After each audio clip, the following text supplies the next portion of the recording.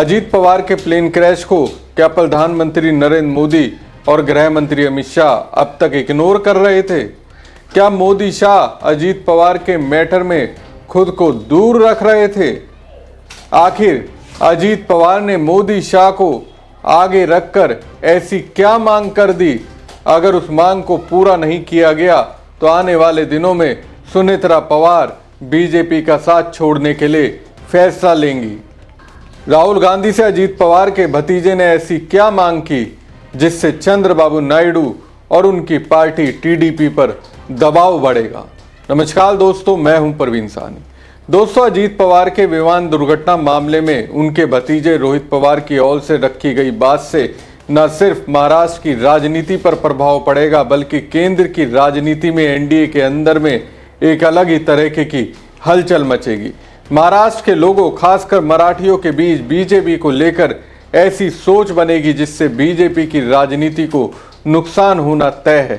इसके साथ एकनाथ शिंदे के वोट बैंक पर असर पड़ेगा। दोस्तों, रोहित पवार ने बड़ी बात कही है। जो बात कही है उसके आधार पर मुझे लग रहा है अभी तक प्रधानमंत्री नरेंद्र मोदी और गृह मंत्री अमित शाह जिस मुद्दे से अपने को दूर रख रहे थे, उन्हें अब फैसला लेना होगा। उन्हें बताना होगा कि वो किसके साथ हैं। क्या वो अजीत पवार और उनकी फैमिली के साथ हैं या फिर उनके साथ हैं जिन पर शक पवार फैमिली को हो रहा है। सबसे चौंकाने वाली बात में दोस्तों, रोहित पवार की ओर से कही गई बात में कांग्रेस नेता राहुल गांधी से की गई मांग है। इस मांग को जानने के बाद आप ये समझ जाएंगे देश की राजनीति में कांग्रेस नेता राहुल गांधी का कितना असर है। इस बात से आप समझ जाएंगे राहुल गांधी जो सरकार की नीतियों, उनकी ओर से लिए गए फैसलों पर अपनी बात रखते हैं, उसकी सरकार की दृष्टिकोण से क्या अहमियत होती है। दरअसल दोस्तों, अजीत पवार के प्लेन क्रैश को लेकर एनसीपी एसपी के नेता रोहित पवार ने एक प्रेस कॉन्फ्रेंस की। इस प्रेस कॉन्फ्रेंस में उन्होंने गंभीर सवाल उठाए और केंद्रीय उड्डयन मंत्री राम मोहन नायडू से इस्तीफे की मांग कर दी। रोहित पवार ने कहा कि इस विमान हादसे को लेकर उन्होंने अपनी ओर से जांच की और इसमें कई गंभीर खामियां सामने आई। दुर्घटनाग्रस्त विमान जिस VSR venture private limited company का था, उसे बड़े और प्रभावशाली लोगों का संरक्षण प्राप्त है। वैसे केंद्रीय उड्डयन मंत्री राम मोहन नायडू टीडीपी के हैं। कहा जाता है कि VSR venture private limited company के मालिक के बेटे की राजस्थान में शादी में न सिर्फ राम मोहन नायडू बल्कि टीडीपी के कई बड़े नेता गए थे। आंध्र प्रदेश के एक मंत्री का प्राइवेट जेट भी इसी कंपनी में चलता है। आंध्र के बिजनेस ग्रुप ने कंपनी में निवेश किया है। रोहित पवार का दावा है कि कैबिनेट मंत्री राम मोहन नायडू ने कंपनी को पहले ही क्लीन चिट दे दी। ऐसे में जांच कैसे निष्पक्ष होगी? मंत्री को तुरंत पद से हटाना चाहिए। रोहित ने डीजीसीए यानी नागरिक उड्डयन महानिदेशालय और वीएसआर वेंचर के बीच सांठगांठ का आरोप लगाया। रोहित पवार के मुताबिक वीएसआर कंपनी से जुड़े कई लोग सत्ता में हैं। इनमें से कुछ राज्यों में तो कुछ केंद्र में सत्तारूढ़ दल का समर्थन कर रहे हैं। रोहित पवार के मुताबिक वीएसआर कंपनी से जुड़े कई लोग सत्ता में हैं। इसमें से कुछ राज्यों में तो कुछ केंद्र में सत्तारूढ़ दल का समर्थन करने वाली पार्टियों के साथ हैं।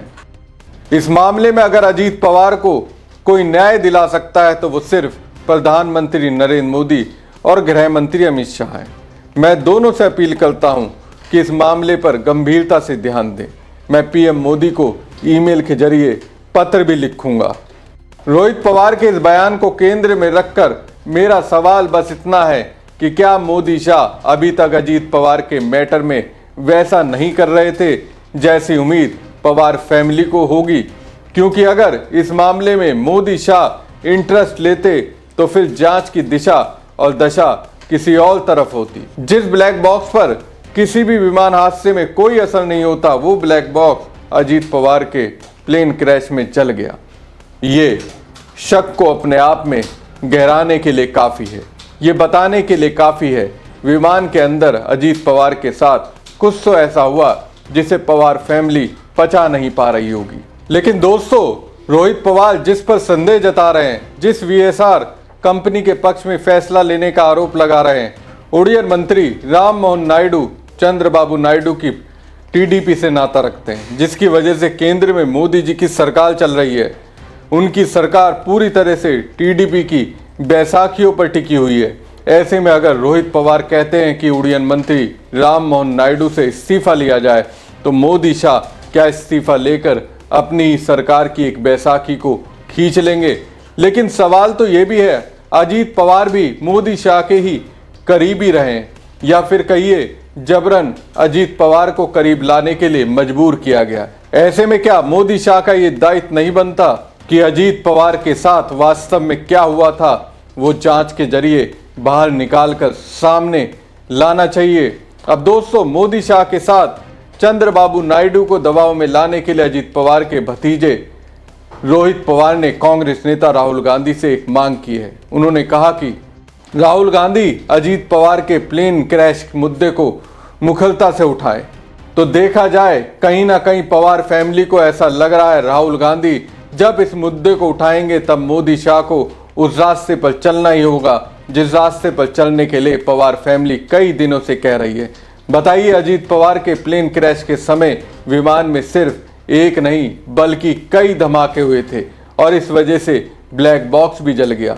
ऐसी स्थिति में संदेह होना तो लाजमी है। बताइए, विमान में जहां यात्रियों का सम्मान रखा जाता है वहां अतिरिक्त पेट्रोल के कैन रखे गए थे, जिसकी वजह से आग लगी और हादसा हुआ।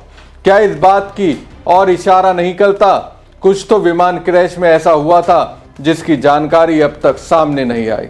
वैसे देखा जाए तो रोहित पवार का ये बयान अजीत पवार की पत्नी और डिप्टी सीएम सुनेत्रा पवार की आंख खोलने के लिए भी काफी है, जिसके अंदर भी इसी तरह की शंकाएं हैं।